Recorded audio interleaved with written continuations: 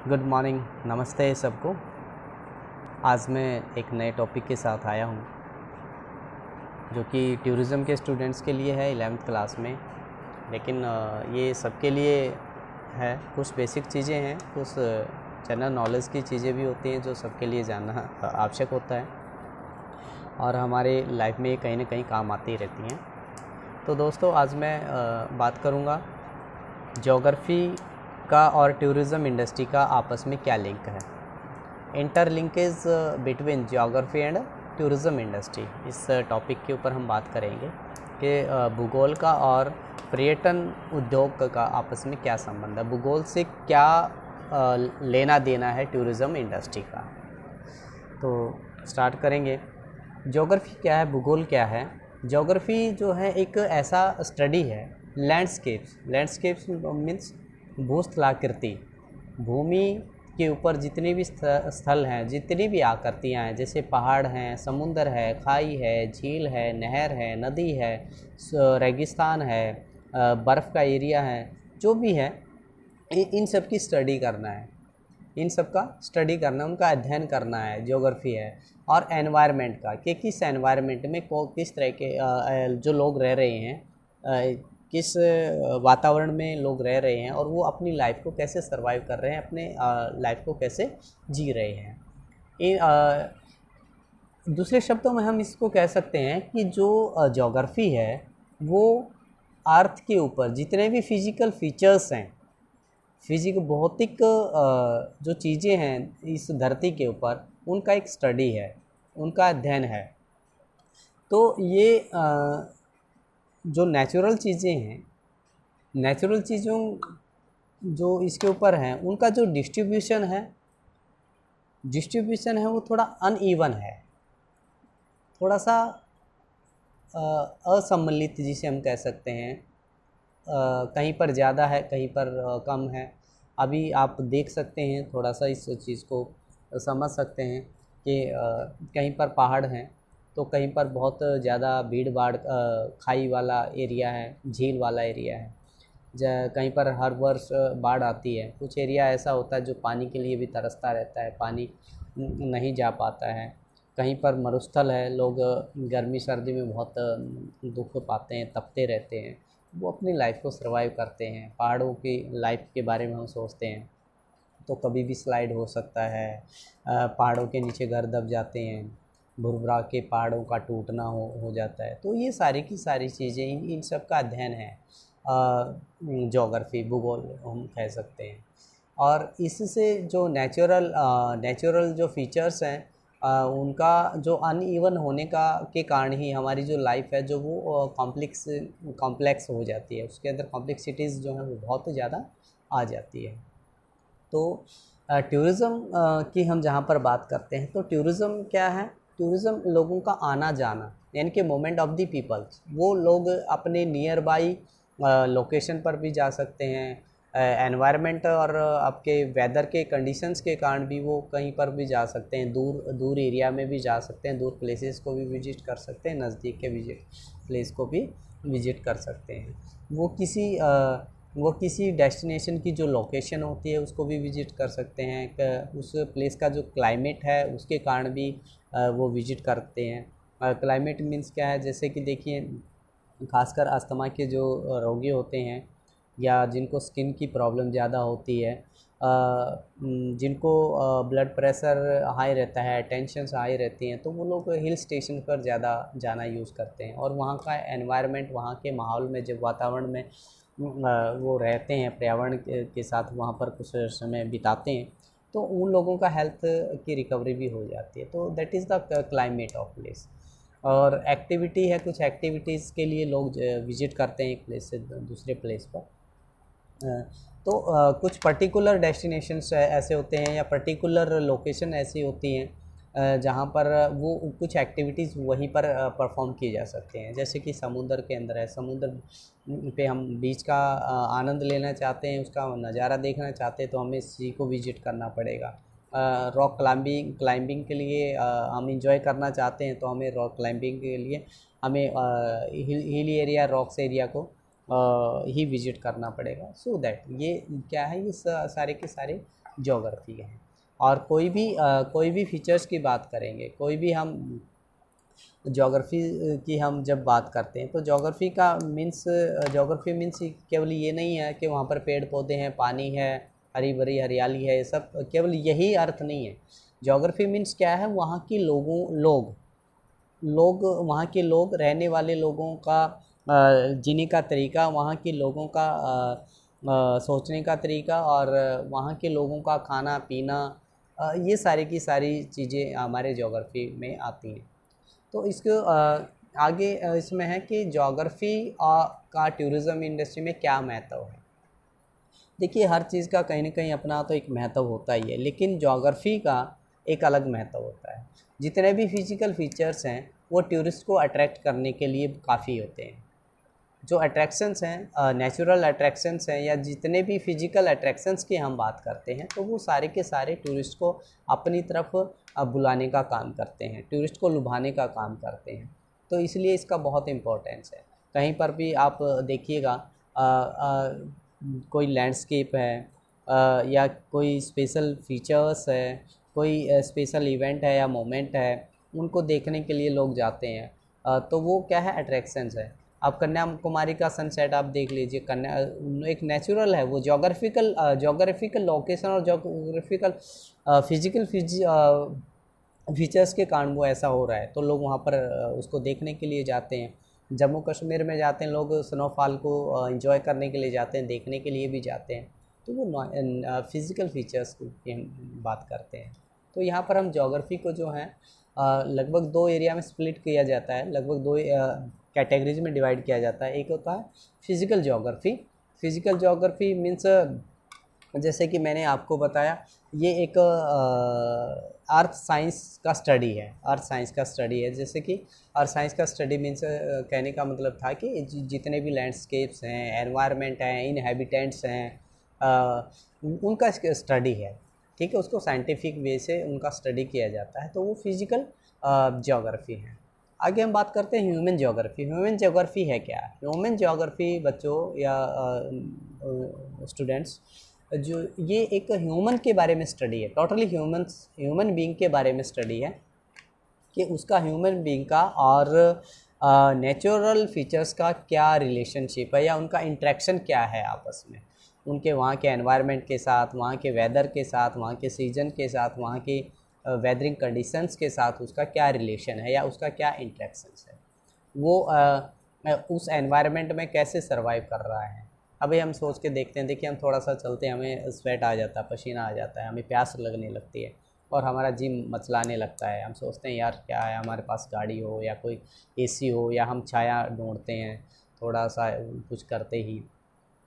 तो हम दूसरे अदर हैंड हम उनके बारे में सोच सकते हैं जो लोग हमेशा 52 55 तक के टेम्परेचर के अंदर, हॉट टेम्परेचर के अंदर वो लोग रहते हैं। तो वो भी अपने उस एनवायरनमेंट के अंडर जो है रहते हैं।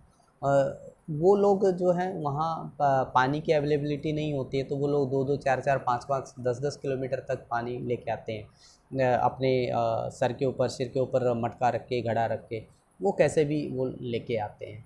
तो वो क्या है, ह्यूमन ज्योग्राफी क्या है, ह्यूमन ज्योग्राफी जो है आदमी की, मनुष्य के प्रकृति के साथ या पर्यावरण के साथ, वातावरण के साथ जो तालमेल है उसका स्टडी होता है। इसके बाद ये क्या है, ह्यूमन ज्योग्राफी को भी कई पार्ट्स में डिवाइड कर दिया जाता है, जैसे कि कल्चरल ज्योग्राफी है। जैसे कि ह्यूमन बीइंग का जो अपना कल्चर है, लोकेशन के हिसाब से कल्चर है, कंट्री के हिसाब से जो भी कल्चर है, उस कल्चर के हिसाब से उसको डिवाइड कर दिया जाता है। हम कह सकते हैं यहाँ पर हमारे इंडियन कल्चर के अंदर बहुत डाइवर्सिटी है। तो इस डाइवर्सिटी के कारण हमारा जो कल्चर है वो अलग अलग पार्ट्स में, अलग अलग स्टेट्स में, अलग अलग लोकेशंस पर अलग अलग वेरी करता है। और उसी के कारण जो है हम इसी को हम डाइवर्स कहते हैं। इसी के कारण इसमें डाइवर्सिटी आती है, एकता में भी अनेकता है, हम इसको इस तरह से हम कह सकते हैं। तो पॉपुलेशन ज्योग्राफी है, पॉपुलेशन जो जनसंख्या के ऊपर आधारित आंकड़े होते हैं उनके ऊपर रिसर्च किया जाता है, तो ये पॉपुलेशन ज्योग्राफी कहलाता है। पॉलिटिकल ज्योग्राफी है, जैसे कि हमारी इंटरनेशनल बाउंड्री स्टे और नेशनल बाउंड्रीज़ की हम बात करते हैं, बॉर्डर की हम बात करते हैं, स्टेट्स हमारा वर्ल्ड जो है कंट्रीज़ में बटा हुआ है, कंट्री जो है स्टेट्स में बड़ा डिवाइडेड है, स्टेट जो है वो हमारे डिस्ट्रिक्ट्स में डिवाइडेड है, डिस्ट्रिक्ट्स जो है वो विलेजेस में डिवाइडेड है, और विलेज जो है वो फैमिलीज़ में डिवाइडेड है। तो ये इकाई है, परिवार छोटी इकाई है, सबसे समाज की सबसे छोटी इकाई, तो ऐसे इकाई में वो आते हैं। और वहाँ पर पॉलिटिकल बाउंड्रीज़ भी होती हैं सबकी, सबका अपना अपना एरिया है। गांव में भी हम देखते हैं कि ये उसके खेत हैं, उसका एरिया है, ये उसका घर है, ये उसका मकान है, ये उसका खेत है। ऐसे ही हम स्टेट भी देखते हैं कि स्टेट की ये बाउंड्री है, दूसरे स्टेट की ये बाउंड्री है, ऐसे ही कंट्री की। तो ये पॉलिटिकल जोग्राफ़ी के बारे में हम बात करते हैं वहाँ पर। फिर है डेवलपमेंट जोग्राफ़ी। डेवलपमेंट जोग्राफ़ी की बात मैं करूँ तो डेवलपमेंट जोग्राफ़ी में हम बात कर सकते हैं, या मैं कहूँ तो ओवरऑल डेवलपमेंट जो कि ह्यूमन बीइंग की होती है, उसका हेल्थ, उसकी एजुकेशन, उसका एनवायरनमेंट, उसको फैसिलिटीज़ जो भी है, उसका पर्यावरण, ये सारी की सारी डेवलपमेंट जहाँ पर होती है उसको डेवलपमेंट जोग्राफ़ी हम बोलते हैं। हेल्थ जोग्राफ़ी है, हेल्थ के बारे में, हेल्थ रेशियोज़ क्या है, लोगों का हेल्थ कैसे ठीक होता है, दूसरे उसमें कैसे किस किस एनवायरनमेंट में किस किस किन किन लोगों को प्रॉब्लम्स होती है, तो that is health geography. And economic geography, economy geography, जो भी संसाधन हमारे पास होते हैं, हमारे इकोनॉमी अर्न करने के जो भी हमारे पास संसाधन हैं, वो हमारे इकोनॉमिक जोग्राफ़ी में आता है कि हम काम धंधा क्या करते हैं। आपको पता है कि हमारी 70% इनकम जो है वो हमारी एग्रीकल्चर बेस्ड है, एग्रीकल्चर पर बेस होती है, तो वो भी एक हमारा इनकम का सोर्स है। हमारा पशुपालन है, हमारा उद्योग है, हमारा कोई फैक्ट्री का एरिया है, मैन्युफैक्चरिंग का काम है, व्हाटएवर जो भी है वो हमारा इकोनॉमी जोग्राफ़ी में आता है और हम इसकी स्टडी करते हैं। तो इस तरह से हम कह सकते हैं कि जोग्राफ़िकल जो फीचर्स हैं उनका एक बहुत बड़ा इम्पोर्टेंस है, उनका एक बहुत बड़ा रोल है टूरिज़म इंडस्ट्री में। क्योंकि टूरिज़म में जोग्राफ़िकल फ़ीचर्स जो हैं वो सबसे बड़ा अट्रैक्शन का काम करते हैं। ठीक है, जोग्राफ़िकल फ़ीचर्स ही सबसे बड़ा काम करते हैं। गर्मी होती है, सर्दी होती है थोड़ा सा, तो हम हिल स्टेशन पे जाना पसंद करते हैं, शिमला, गोवा, केरला, तमिलनाडु, उधर हम JNK में जाना पसंद करते हैं, कुल्लू मनाली, उत्तराखंड के एरियाज़ को हम कवर करना चाहते हैं। तो ये क्या है, ये जोग्राफ़िकल अट्रैक्शंस हैं या जोग्राफ़िकल फ़ीचर्स हैं जिसके कारण हम विज़िट करते हैं, और ये ऑटोमेटिक थोड़ा सा अपना वो होता है। फिर उसके बाद होता है कि हम ट्रैवल कहीं पर भी करते हैं तो उसमें ट्रैवल पैटर्न क्या है, हमारा ट्रैवल का पैटर्न क्या है, हम किस तरीके से जाना चाहते हैं। हम GIT में जाना चाहते हैं या FIT में, ग्रुप में जाना चाहते हैं या इंडिविजुअली हम विजिट करना चाहते हैं। फिर डेस्टिनेशन को डेवलपमेंट है, उसके डेस्टिनेशन को कैसे डेवलप किया जा सकता है, उसके डेवलपमेंट की हम बात कर सकते हैं। डेस्टिनेशन मैनेजमेंट है, उस डेस्टिनेशन को डेवलप कर दिया गया है, या जो डेस्टिनेशन बना है या जो लोकेशन है हमें मिली है एक डेस्टिनेशन के तौर, टूरिस्ट डेस्टिनेशन के तौर पर, उसको हम कैसे मैनेज करके रख सकते हैं। विजिटर्स प्रोफाइल है, विजिटर्स की प्रोफाइल को कैसे मेंटेन करना है, कैसे बनाना है। फिर structure of tourism industry, structure of tourism industry कैसा होना चाहिए। स्ट्रक्चर ऑफ टूरिज़म इंडस्ट्री की मैं बात करूँगा तो उसमें हमें होना चाहिए कि किस लोकेशंस पर होटल्स कितने हैं, होटल्स की फैसिलिटी है, एकोमोडेशन की फैसिलिटी है, एसेसिबिलिटी की फैसिलिटी है, अट्रैक्शंस क्या क्या हैं। तो वो क्या होता है, वो टूरिज़्म इंडस्ट्री का स्ट्रक्चर होता है। भाई कितने लोग ठहर सकते हैं, कितना क्या है, कितने लोग विजिट कर रहे हैं, और उनके एकोमोडेशन के और उनके आंकड़ों के इस हिसाब से हमारा एकोमोडेशन कितना है। सो आई दैट। तो यहाँ पर मैं तो बात करूँगा, यहाँ पर दो तरह के फैक्टर्स इन्फ्लुएंस होते हैं जो किसी भी एक डेस्टिनेशन को सिलेक्शन में हमारे सामने आते हैं। एक होता है कोर फैक्टर, कोर फैक्टर्स होते हैं। कोर फैक्टर्स क्या होते हैं कि भाई उस पर सीनिक ब्यूटी क्या है, अट्रैक्शन क्या है, डेस्टिनेशन पर अट्रैक्शंस क्या है। ठीक है, जो कि सीनिक ब्यूटी जो है वो डायरेक्ट किससे जुड़ी हुई है, वो टोटल डायरेक्ट ज्योग्राफी से जुड़ी हुई है। Scenic beauty of a place, जैसे कि हिल स्टेशन है, ट्री हैं, ग्रीनरी है, बीच है, और दूसरे अट्रैक्शंस है। अब unique geographical features of place, किसी प्लेस पर यूनिक जोग्राफिकल फीचर्स हो सकते हैं, जैसे कि वोल्केनिकल साइट है, क्रेटर्स हैं, राफ्टर्स हैं, इन चीज़ की हम बात कर सकते हैं। फिर है डिस्टेंस कितना है, नज़दीक है, दूर है, क्या है, एसेसिबिलिटी क्या रहेगी वहाँ पर, कैसे पहुँचा जा सकता है, ठीक है। फिर जोग्राफिकल फीचर्स क्या रहेंगे, मैं जोग्राफिकल वर्ड यूज़ किया जो गलत था वो, यहाँ पर डेमोग्राफिक फीचर्स की हम बात करते हैं। डेमोग्राफिक फीचर्स क्या होते हैं कि कोई डेस्टिनेशन होता है, उसके अराउंड फिगर में जो डेस्टिनेशंस के अराउंड फिगर में, जैसे कि हमें एसेसिबिलिटीज़ जिसे हम कह सकते हैं, वो कैसे अवेलेबल हो सकती हैं। जैसे कि हमें घूमना है तो हमारे आसपास पार्क होना चाहिए, कोई सीनिक ब्यूटी प्लेस भी होना चाहिए, मनोरंजन के लिए कोई ऐसा प्लेस भी होना चाहिए जहाँ पर हम विजिट कर रहे हैं, तो वो डेमोग्राफिक फीचर्स होते हैं। इसके अलावा हम कह सकते हैं सेकेंडरी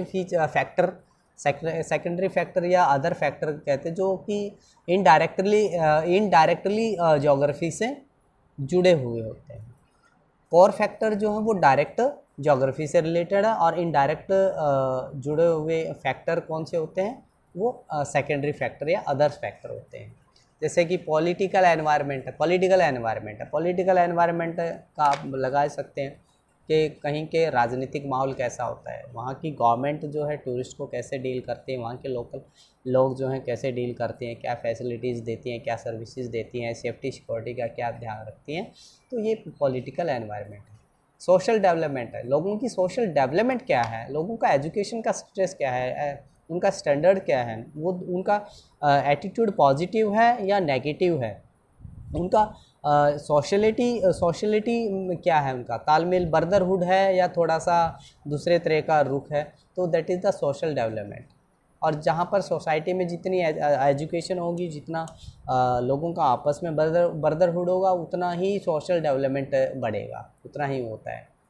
और टूरिज़्म डेवलपमेंट में जो इंफ्रास्ट्रक्चर है वो बहुत बड़ा मायने रखता है, जो कि इनडायरेक्टली ज्योग्राफी से जुड़ा हुआ है। जैसे कि hotels, availability of rooms, availability of sufficient hotels, resorts, rail lines या ट्रांसपोर्टेशन जो भी है, वो टूरिज़्म डेवलपमेंट के से रिलेटेड जो इंफ्रास्ट्रक्चर होता है उसको इफ़ेक्ट करता है। एंड सर्विस जो अवेलेबिलिटी ऑफ सर्विसेज होती हैं, जैसे कि टूर ऑपरेटर्स हैं, ग्राउंड टूर ऑपरेटर्स मिलेंगे, ट्रांसपोर्टर्स मिलेंगे या नहीं मिलेंगे, लोकल मार्केट मिलेगी या नहीं मिलेगी, तो वो अवेलेबिलिटी ऑफ सर्विसेज में काउंट किया जाता है, जो कि बहुत डीपली इफ़ेक्ट करता है टूरिस्ट को। ये फैक्टर जो है बहुत इफ़ेक्ट करता है। विजिटर्स पैटर्न जो है वो क्या रहता है कि विजिटर्स का जो पैटर्न होता है, पैटर्न मीन्स से मैं बात करूँगा कि जो विजिटर्स हैं, जो विजिट करने वाले हैं उस लोकेशन को, वो किस चीज़ को प्रेफरेंस देते हैं।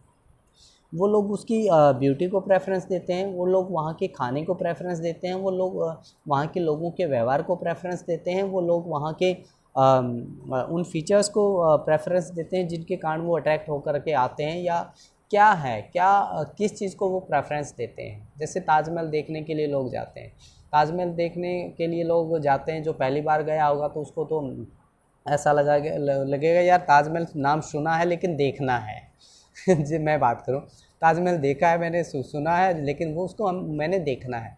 सो दैट ये चीज़ें होती हैं जो प्रेफरेंस दी जाती है। ताजमहल की कोई सुंदरता मार्बल को देखने के लिए जाता है, वहाँ के ग्रीनरी को देखने के लिए जाता है, कोई वहाँ पर जो टॉम्ब्स बने होते हैं उनको देखने के लिए जाता है, या कोई उस लव मेमोरी मोनूमेंट्स को देखने के लिए जाता है। लव मेमोराइड जो टॉम्ब बनाया है शाहजहां ने मुमताज़ के याद में कहते हैं वो बनवाया है, तो वो जो है प्रेफरेंस है कि लोग किस चीज़ को प्रेफर करके वहाँ पर विज़िट करते हैं। कोस्ट है, कोस्ट का मतलब ये भी फैक्ट करता है जो कि इनडायरेक्टली कहीं न कहीं से जुड़ा होता है कि वहाँ का विज़िट करने का खर्चा कितना होगा, वहाँ ठहरने का खर्चा कितना होगा, ट्रांसपोर्टेशन का क्या होगा, उसके घूमने का, इर्द गिर्द घूम करके वापस आने का क्या खर्चा होगा, वो चीज़ें भी हमें इफ़ेक्ट करती हैं।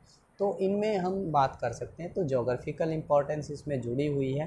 और इसके अंदर बहुत बड़ा जो रोल है वो है इसका ज्योग्राफी का, जो कि इम्पोर्टेंट रोल अदा करती है। यदि ज्योग्राफी नहीं होगी, ज्योग्राफिकल किसी डेस्टिनेशन के अच्छे नहीं है तो वहाँ पर अट्रैक्शन नहीं है। सबसे बड़ी बात तो ये है कि वहाँ पर अट्रैक्शन नहीं होंगे।